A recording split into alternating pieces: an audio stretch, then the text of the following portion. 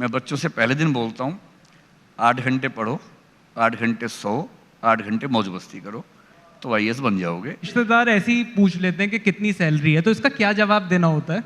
अगर इतनी है कि उनको डरा सकते हैं तो बता दीजिए, और नहीं तो थोड़ा दबाव बनाना ही है, थोड़ा बढ़ा के बोल दीजिए, कौन चेक कर रहा है। क्योंकि वो इसलिए पूछ रहे हैं कि वो आपसे कंपेयर करना चाह रहे हैं, और जो इतना कंपेयर करता है उसको थोड़ा सा दुख देना लाजमी है। थोड़ा सा बढ़ा के बोल दीजिए, इतना लाजमी है। पढ़ाई करते करते मुझे गर्लफ्रेंड की बहुत याद आती है, मैं क्या करूं? मिल लो। क्योंकि अगर आप उससे नहीं मिलेंगे तो याद में ज़्यादा समय खराब करेंगे, और 2-4 बार मिल लेंगे तो मिलने की इच्छा वैसे भी कम हो जाएगी। आईएएस ऑफिसर्स जब आपसे मिलते हैं, वो आकर आपके पैर छूते हैं, तो आपको कितना पावरफुल लगता है? कभी कभी ऐसा नहीं लगता कि कभी कभी लगता है आप उन्हें भगवान है? कोई आईएएस मेरे पैर छुए, मैं अच्छा फील नहीं करता हूँ, मैं उनसे हाथ मिलाना पसंद करता हूँ। मेरा लास्ट क्वेश्चन है, ये जो बच्चों ने जो क्वेश्चन पूछे थे कि 3 गलतियां जो स्टूडेंट लाइफ में नहीं करनी चाहिए, ये मेरा भी फेवरेट क्वेश्चन है। पहली गलती, अपना प्रश्न किसी और का बता के नहीं पूछना चाहिए।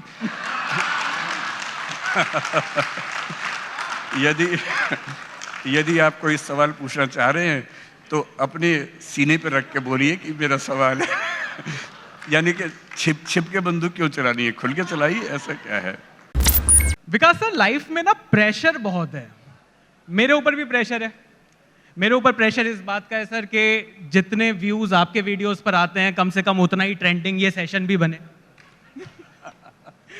तो सर, लेकिन आप आईएएस एस्पिरेंट्स को पढ़ाते हैं, वो कितना बड़ा प्रेशर है? क्योंकि बच्चों का भविष्य तो आपके हाथ में है ही, पर वो आईएएस के हैं, तो देश का भविष्य भी इनके हाथ में है।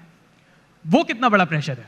मैं किसी का फ्यूचर बनाता हूँ, ये बहुत बड़ी गलतफहमी है अगर मैं ऐसा सोच लूँ तो। मैं तो पढ़ाता हूँ। उनमें से जिन बच्चों में मेहनत करने का जज्बा हो, इंटेलिजेंस का ठीक लेवल हो, मेहनत करते हैं, थोड़ा किस्मत का मामला भी होता है, तो वो आईएएस बन जाते हैं। लेकिन ये गलतफहमी मुझे एकदम नहीं है कि मैं देश का भविष्य बना रहा हूँ या मैं बच्चों को आईएएस बनाता हूँ। वो खुद बनते हैं, मैं तो सिर्फ इनेबलिंग तरीके से कुछ हेल्प उनकी करता हूँ, इतना ही है बस।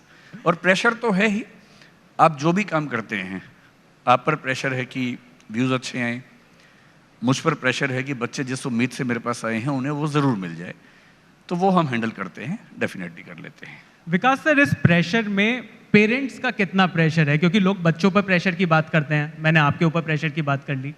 क्या आपको लगता है कि ये जो आईएएस की जो कोचिंग होती है, उसमें कम से कम एक दिन, शायद लास्ट डे हो, पेरेंट्स की भी कोचिंग होनी चाहिए कि भाई इतने प्रेशर को कैसे हैंडल करना है, कम से कम रिजल्ट के बाद कैसे हैंडल करना है? मेरे ख्याल से पेरेंट्स की कोचिंग तो उसी दिन होनी चाहिए जब वो पेरेंट्स बनते हैं, और हमारे देश में बच्चों की कोचिंग से ज़्यादा ज़रूरी है पेरेंट्स की कोचिंग करना। मैं भी एक पेरेंट हूँ और मैं भी इस बात को समझता हूँ। एक अजीब सा भय बच्चों के मन में रहता है, और मेरे ख्याल से हमारे देश में कोटा में जो सुसाइड्स इतने सारे होते हैं, दिल्ली में तो क्योंकि बच्चे बड़ी उम्र के होते हैं, समझदार हो जाते हैं, लेकिन कोटा में तो बहुत छोटे बच्चे होते हैं। और यदि बच्चे सुसाइड करते हैं तो मैं साफ साफ कह रहा हूँ, एक बहुत प्रसिद्ध कविता है, उसकी एक लाइन है, दिखाई दे या ना दे पर शामिल ज़रूर होता है, हर खुदकुशी में दरअसल हत्यारा शामिल होता है। खुदकुशी खुदकुशी नहीं होती, हत्या होती है। अंतर सिर्फ इतना है कि वो एक आदमी ने मर्डर नहीं किया, समाज ने मिलकर किया है, और जब समाज मर्डर करता है तो वो खुदकुशी उसका नाम है। और समाज एजेंट बनाता है पेरेंट्स को, और पेरेंट्स गलत नहीं होते हैं, पेरेंट्स पे अपना प्रेशर बहुत ज़्यादा है सोसाइटी का। मैं ये नहीं कह रहा कि पेरेंट्स को टांग दीजिए, पेरेंट्स पर भी बहुत प्रेशर है, लेकिन पेरेंट्स को समझना पड़ेगा कि अगर समाज के प्रेशर को उन्होंने बढ़ा के या उतना का उतना बच्चे पर डाल दिया तो फिर पेरेंट होने का मतलब क्या हुआ। तो पेरेंट्स को तो ढाल होना चाहिए अपने बच्चों के लिए, ना कि और प्रेशर क्रिएट करने वाला मैकेनिज्म होना चाहिए। तो उनकी ट्रेनिंग ज़रूरी है। सर, थोड़ा सा आपके टीचिंग स्टाइल की बात करते हैं। विकास सर, मैंने सुना है कि आप इंग्लिश में भी कोचिंग लेते हैं, पर उसमें आप 40% हिंदी बोलते हैं। ये क्या बात है? मतलब इंग्लिश बोलना इतना ज़रूरी, इंग्लिश में पढ़ाना इतना ज़रूरी, अगर हिंदी फिर भी बोलनी पड़ रही है तो? या कोई और कहानी है इसकी? नहीं, इसकी दूसरी कहानी है। मतलब हमें अंग्रेजी बोलने में दिक्कत नहीं है। जो बच्चे आईएएस के लिए पढ़ने आते हैं हमसे, उनमें से 90% वो हैं इंग्लिश मीडियम में, जो इंग्लिश मीडियम के बच्चे हैं। इंग्लिश उनके लिए लिखने का मीडियम है, समझने का नहीं है। और कम से कम जोक्स का तो एकदम नहीं है, हंसी मजाक का तो एकदम नहीं है। So when I took the first class in English medium, I continued in English for almost 3 hours, and then one of the students asked me, कि sir, you are speaking in English. मैंने कहा that's what I'm supposed to. This is an English medium class. तो बच्चों ने मुझे कहा नहीं sir, English medium का मतलब हम जो समझते हैं, आप लिखवा इंग्लिश में दीजिए, टर्म्स इंग्लिश की यूज कीजिए, पर बोलिए हिंदी, क्योंकि हमें समझ हिंदी में आता है। And this is good. We are using English as a cognitive language, language of learning. Why should we use English as the mother tongue? Why should we use English as the language of jokes and humor? हम अपने तरीके से use करेंगे भाषा को। पर sir English speaking वालों का कोई एज है क्या हिंदी बोलने वालों के ऊपर? जरूरी नहीं है। इज्जत तो उन्हें ज्यादा मिलती है।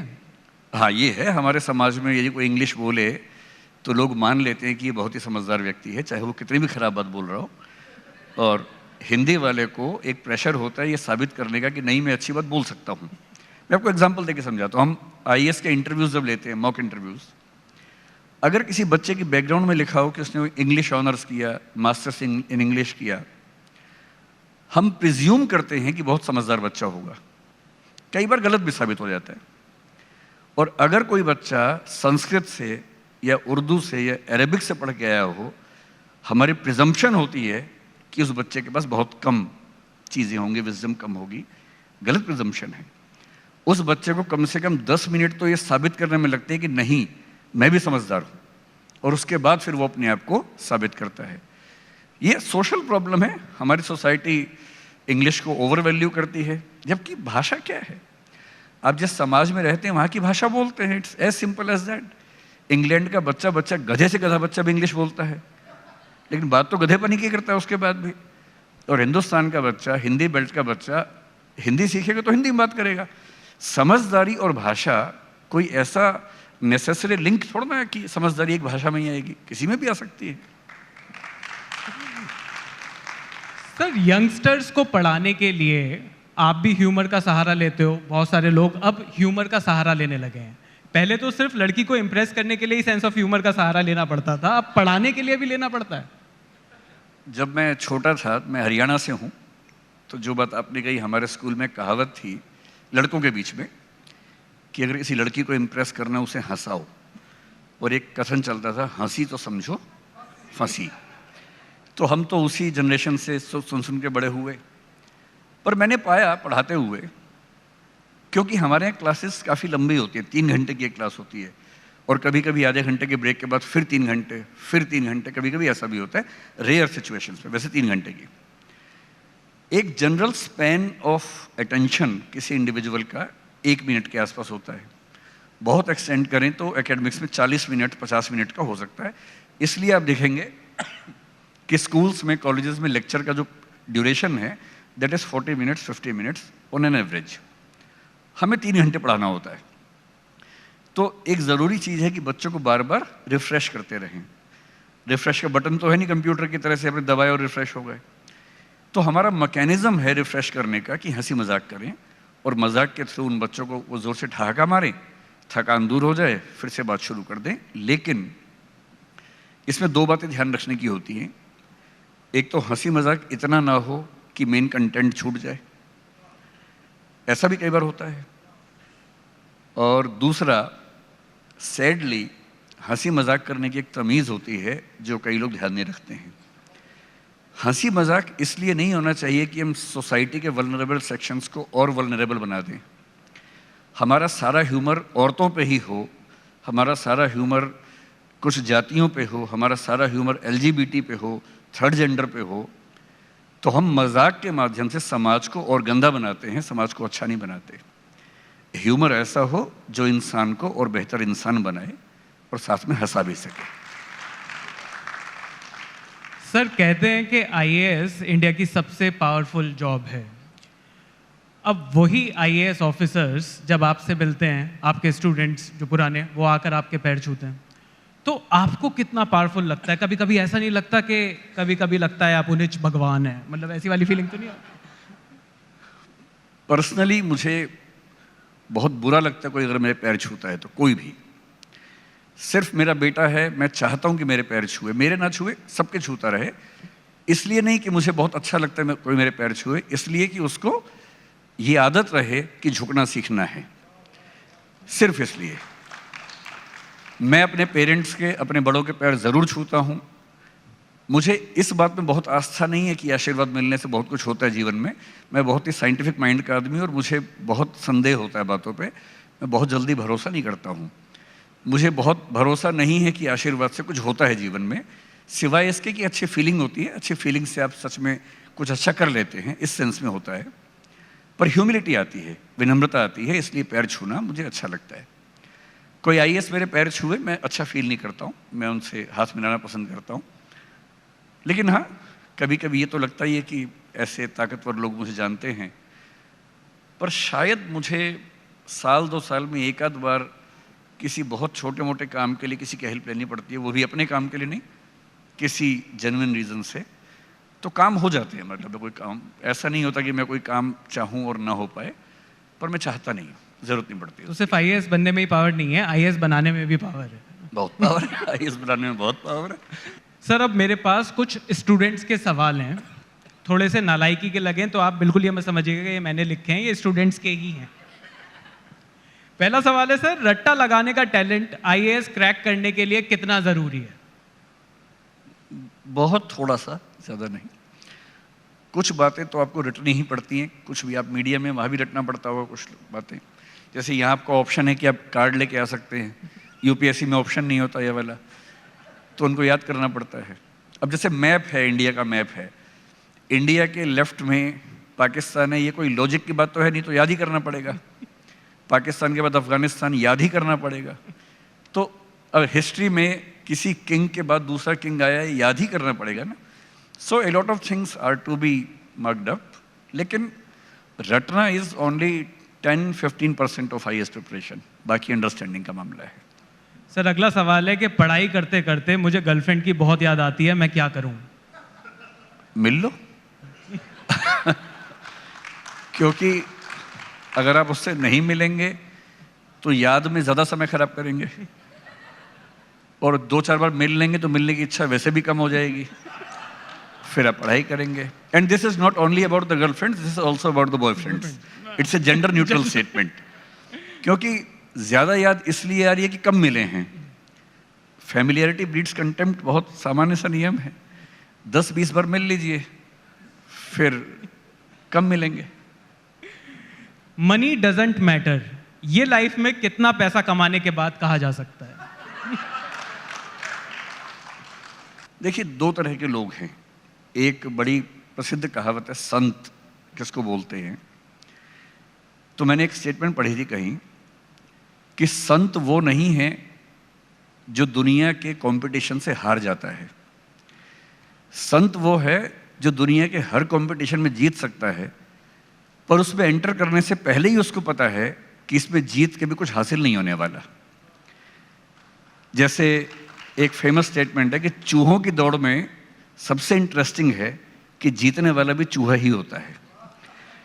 तो ये रियलाइजेशन किसी किसी को पैसा कमाने के बाद आता है, किसी को उसके बाद भी नहीं आता है, और किसी किसी को उसके पहले भी आ जाता है। तो कुछ लोगों की भूख कभी खत्म नहीं होती, कुछ की एक लेवल पे खत्म होती है, कुछ शुरुआत के समय ही खत्म कर लेते हैं। डिपेंड करता है कि उस व्यक्ति का व्यक्तित्व कैसा है, पर्सनैलिटी कैसी है। अगर अभी ये सवाल मुझ पर टारगेटेड था तो मैं अपने बारे में जवाब दूं। बताइए सर। मैं अब जनरली पैसे के लिए काम नहीं करता हूं, लेकिन जैसे 3 इडियट्स में एक डायलॉग है, एक लेवल के बाद आप कुछ भी करते हैं तो पैसा आ ही जाता है, लेकिन मैं पैसे के लिए अब काम नहीं करता हूं। मेरा मोटिवेशन अब वो नहीं रहता। मेरा मोटिवेशन कुछ अलग किस्म का है, जिसमें पैसा बड़ा फैक्टर नहीं है। But yes, I am a successful person, तो मेरे पास कोई कमी नहीं है। मैं अपने परिवार का भरण पोषण जीवन भर कर सकता हूँ, कोई चिंता की बात नहीं है, इसलिए मैं कह पा रहा हूँ ये बात। और इससे पहले कहना बेवकूफ़ी भी है। जब तक आप इतना न कमा लें कि आप खुद का पेट भर सकें, परिवार को सम्मान की ज़िंदगी दिलवा सकें, उसके पहले ये कहना कि पैसा नहीं चाहिए एक बेवकूफ़ी भी है। या तो संत हो जाइए, और यदि सांसारिक जीवन जी रहे हैं तो ठीक से निभाइए उसको। फिर सर कई बार ना रिश्तेदार ऐसे ही पूछ लेते हैं कि कितनी सैलरी है, तो इसका क्या जवाब देना होता है?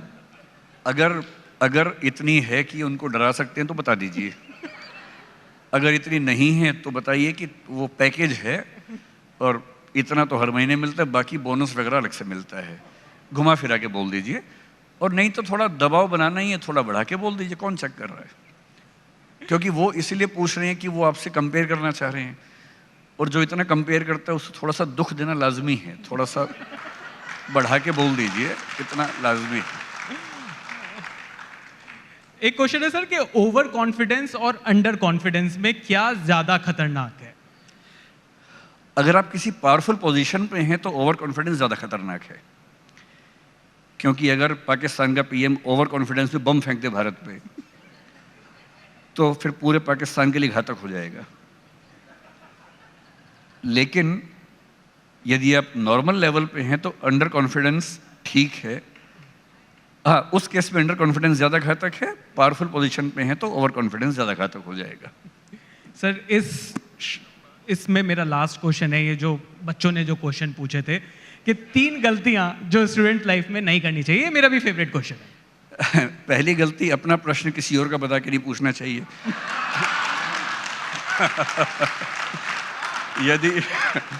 यदि आप कोई सवाल पूछना चाह रहे हैं तो अपने सीने पर रख के बोलिए कि मेरा सवाल है। यानी कि छिप के बंदूक क्यों चलानी है, खुल के चलाइए, ऐसा क्या है? मेरा ख्याल है कि बच्चों को ये समझना चाहिए कि वो इंसान हैं, रोबोट नहीं है, मशीन नहीं है। इतना पढ़ना है, रात दिन पढ़ना है, वो सब नाटक करने की ज़रूरत नहीं है। ज़िंदगी इतनी मुश्किल है नहीं जितनी हम बना देते हैं। मैं बच्चों से पहले दिन बोलता हूँ, 8 घंटे पढ़ो, 8 घंटे सो, 8 घंटे मौज मस्ती करो तो IAS बन जाओगे, इससे ज़्यादा मत पढ़ो। दूसरा, केवल किताबें मत पढ़ो, ज़िंदगी को भी पढ़ो, दोस्तों को भी पढ़ो, आसपास के समाज को भी पढ़ो। सप्ताह में 1 फिल्म ज़रूर देखो, दिन में 1 घंटा अपने दोस्तों से गप्पें ज़रूर मारो। किसी अच्छे टॉपिक पे हो तो बढ़िया, वरना बिचिंग करो, कुछ भी करो, पर बातचीत करो, ताकि बात करने का शऊर भी सीखो, सोशल स्किल्स भी सीखो। और ये ज़िंदगी जीनी है, IAS बनना should be A part of life, it should not be life.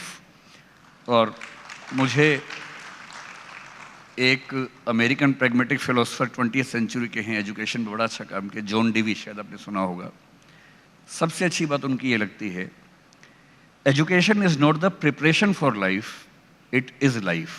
इसको समझ लीजिए कि शिक्षा जीवन जीने की तैयारी नहीं है, शिक्षा ही जीवन है। जिंदगी भर जिससे सीखने को मिले सीखते रहिए।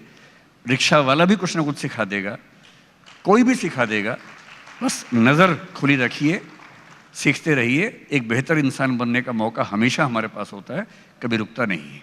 Thank you so much sir, thank you so much.